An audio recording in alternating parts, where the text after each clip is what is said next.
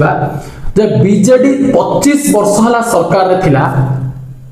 अंततपक्षे एबे एक्शन देखिबा पई मिलुछि वर्तमान रो सरकार एक्शन मोड रे अछंती जदि कोनोसी घटना हो जाय सीधा सड़क सेठी पहुंचुचंती बीजेडी सेति की मध्य करनुथला बीजेडी जदि प्रतिवाद होतला आंदोलन होतला ताठू दूरे की रहतला से घटनार कोनोसी प्रतिक्रिया मिलुनथला अंततपक्षे एमाने जाय कि पहुंचुचंती जाय कि सेमानक निकट रे निजर बाइट रखुचंती निजर मत रखुचंती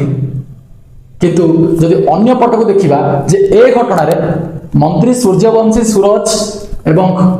मुख्यमंत्री समेत एसपी कलेक्टर एमानक समस्त को जणाइला जेतेबेले कि भौणी जन को ट्वीट कर जणाइथिले